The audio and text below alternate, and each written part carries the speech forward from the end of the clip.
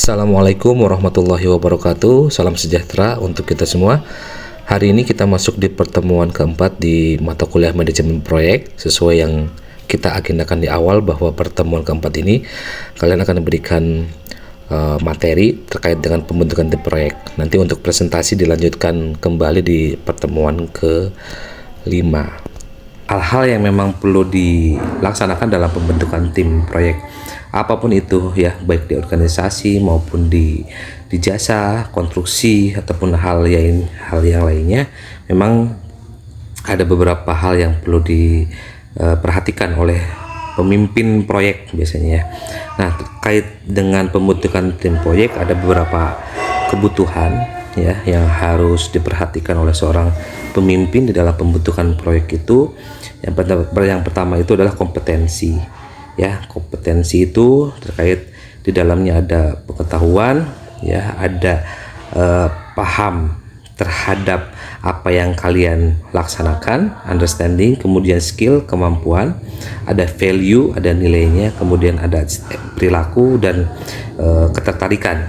Nah, itu bagian-bagian terpenting di dalam kompetensi ya, karena ada satu pengetahuan dan pengetahuan itu harus dilaksanakan dan itu harus paham oleh setiap satu individu ataupun personal.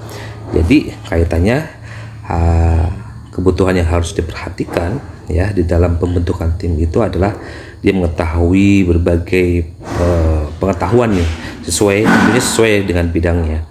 Nah, yang kemudian kemampuan analisis ya. Analisis di sini adalah kemampuan bagaimana menganalisa dari satu bentuk pekerjaan atau biasa disebut dengan, kita sudah ditentukan job desk-nya gitu ya.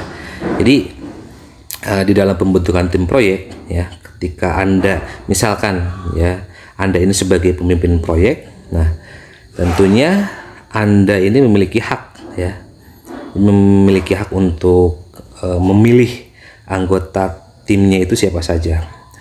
Yang dibutuhkannya itu berapa personal, 5 orang atau 10 orang gitu kan, beda-beda. Biasanya kalau dalam konstruksi itu lebih dari 10 orang. Kemudian kalau di dalam proyek yang terkait dengan yang tidak membutuhkan SDM yang banyak ya, sesuai kebutuhan Anda gitu ya. Jadi Anda memiliki hak untuk memilih anggota tim ya. Selain hal itu diperlukan karena terkait dengan kompetensi dan analisa tadi, nah Anda juga perlu melihat orientasi ya. Jadi orientasi itu hal-hal yang penting di dalam peran anggota tim. Nah, namun kalau misalkan di dalam anggota tim itu given ya, given artinya itu diberikan ya, maka tugas Anda bisa menutup kelemahan ataupun kelemahan dari setiap personal individu di dalam tim tersebut.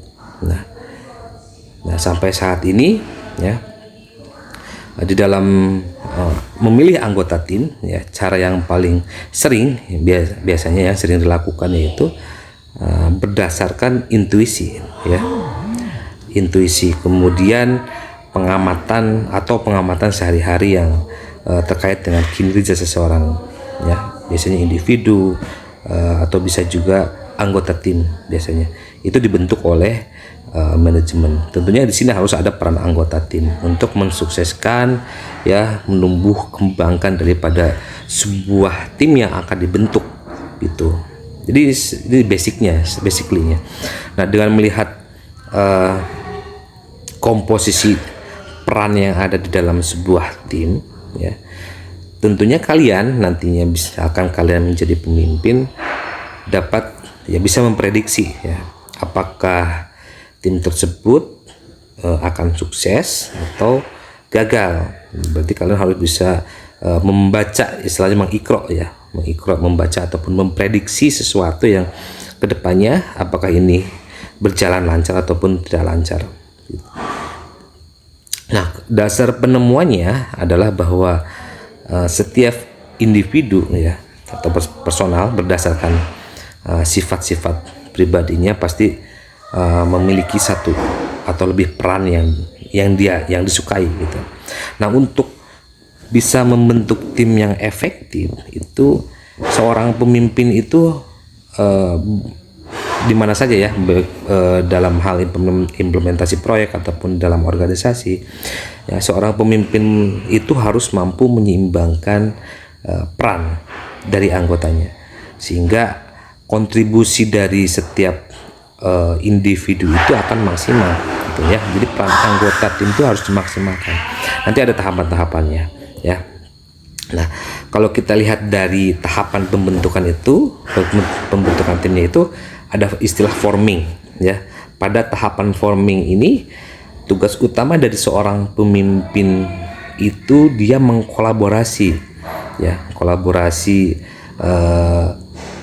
atau memfasilitasi hubungan atau yang biasa disebut facilitation contact ya, antara pihak yang masuk ya, dia yang masuk menjadi anggota tim kerja efektif secara kolaborasi.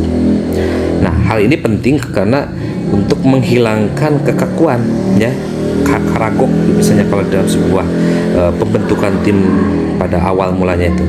Jadi untuk menghilangkan kekakuan dan meningkatkan saling pengertian di antara pihak yang terkait.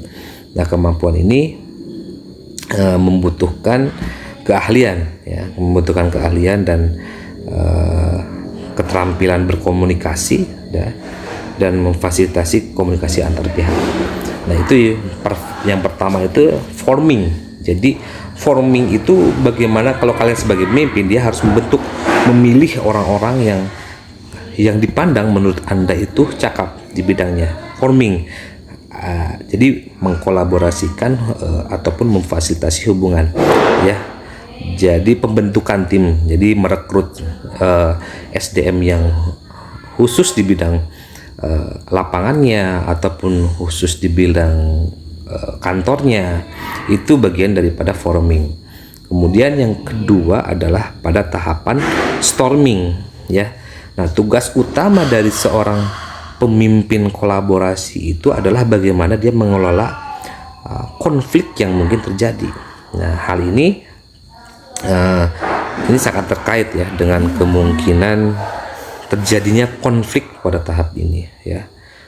Biasanya dalam hal tahapan storming itu banyak kejadian-kejadian konflik ya, bisa konflik internal ataupun konflik afektif dari diri sendiri, dari sumber daya manusianya itu sendiri ya. Karena biasanya yang timbul itu dari konflik afektif ya, biasanya karena ketidaksukaan seorang terhadap orang yang lain gitu ya, karena sikapnya dia tidak welcome terhadap saya. Jadi biasanya konflik yang terjadi itu dari konflik afektifnya. Nah, tahap storming ini biasanya diwarnai dengan penentuan kepentingan bersama ya, tujuan bersama dan nilai-nilai bersama. Kemudian diskusi dan negosiasi akan sangat mewarnai tahapan ini. Nah, oleh karena itu, jadi kemampuan dalam mengelola konflik serta mengelola kepercayaan dari pihak yang berkolaborasi itu sangat dibutuhkan. Jadi jika ditemukan masalah dalam tahapan ini, maka proses dapat mundur ke tahapan forming yang pertama, di mana pada tahapan ini kembali dilakukan penentuan anggota-anggota yang masuk dan keluar dari kolaborasi terkait dengan penentuan common goals-nya, tujuan bersama, dan coordinative action atau aksi-aksi koordinasi. Jadi bisa jadi dalam storming itu ketika orang-orang yang sudah ditentukan dalam tahapan forming, kalau terjadi masalah ini bisa mundur lagi, bisa mundur ke tahapan forming. Jadi bisa ditentukan lagi nih siapa orang yang pas di bidangnya ini. Jadi kembali lagi kepada tahapan forming. Yang untuk apa? Yang tadi tujuannya adalah common goals-nya, jadi tujuan bersama. Jadi artinya itu sangat sensitif sekali dalam sebuah lingkup organisasi ataupun kegiatan itu untuk merekrut orang-orang yang dibutuhkan oleh kita. Itu sangat harus sesuai dengan kompetensinya, harus benar-benar sesuai dengan bidangnya. Kalau tidak, agak kerepotan nantinya kalau di lapangan, biasanya tidak sesuai dengan yang diharapkan. Artinya proyek yang akan dilakukan kita ke depan ya tidak sesuai dengan ekspektasi kita. Nah, berarti Kalau ada temuan masalah, kembali ke forming. Nah, itu pada tahapan ya storming. Ya, artinya mengelola konflik yang mungkin terjadi. Kenapa? Karena ada perbedaan dalam setiap SDM itu. Ada yang saya butuhnya beberapa item gitu ya. Kemudian yang lainnya butuhnya lebih daripada yang dia tentukan. Jadi perbedaan pendapat gitu. Storming. Kemudian pada tahapan norming ya. Nah, di dalam semua tujuan bersama dan berbagi peran atau yang bisa disebut coordinative action ya, berbagi peran, dia harus berbagi peran dalam tahapan ini yang telah tentunya yang telah ditetapkan. Nah, pada tahap ini hal yang terpenting yang harus dilakukan oleh seorang pemimpin ya, pemimpin kolaborasi biasanya, yaitu dia mempertahankan saling kepercayaan antara pihak-pihak terkait sehingga semua pihak itu dapat melakukan pekerjaan masing-masing ya, dalam rangka ya tujuannya sama, common goalsnya, dalam rangka mencapai tujuan bersama. Nah, jika ditemukan masalah lagi ya, kendala-kendala di dalam tahapan ini, maka proses ini bisa kembali ke tahapan storming ya. Jadi bisa kembali kepada tahapan storming. Nah, pada tahapan ini kembali didefinisi ulang lagi bersama konsep-konsep yang sudah dibuat. Nah, makanya konsepnya itu, peran-perannya itu harus ditentukan dengan berbagi peran, istilahnya dengan koordinatif actionnya di antara anggota kolaborasi. Nah, kemudian tahapan performing, hal yang terpenting ya untuk dilakukan oleh seorang pemimpin kolaborasi tentunya, yaitu dia harus memberikan dukungan atau facilitation of work-nya. Nah, untuk siapa? Untuk semua anggota kolaborasi tentunya yang sudah ditentukan di awal tadi yang pada tahapan formingnya. Nah, itu harus memberikan dukungan untuk semua anggota kolaborasi. Nah, selain itu pada tahapan ini juga pemimpin harus terus bisa mempertahankan saling kepercayaan antara anggota tim serta melakukan monitoring ya dan evaluasi pelaksanaan kolaborasi. Karena itu penting ya, evaluasi itu dari setiap individu bisa melakukan evaluasi tiap-tiap job-job yang dia laksanakan. Dia harus evaluasi. Jadi tidak semua evaluasi itu secara kolektif, tapi evaluasinya per personal ya, per SDM ya. Kemudian juga harus melakukan facilitation of contact, memfasilitasi komunikasi, karena kalau segala sesuatu permasalahan di lapangan harus ada jalur komunikasi yang baik terhadap pimpinannya gitu. Kemudian jika ditemukan masalah pada tahapan ini, maka proses dapat mundur kembali ke tahapan storming untuk menentukan kembali tujuan bersama. Nah, nilai bersama serta konsep berbagi peran coordinative action.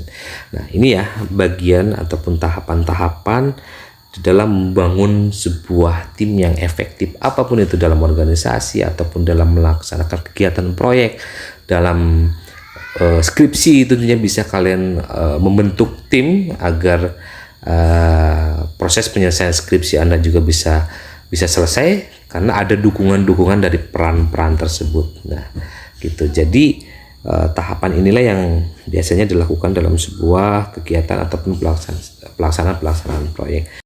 Demikian materi yang bisa saya sampaikan terkait dengan materi inisiasi pembentukan tim proyek. Mudah-mudahan ada pencerahan dan nanti dilanjutkan kembali untuk presentasi di minggu ataupun pertemuan ke-5. Hasbunallahu wa ni'mal wakil. Assalamualaikum warahmatullahi wabarakatuh.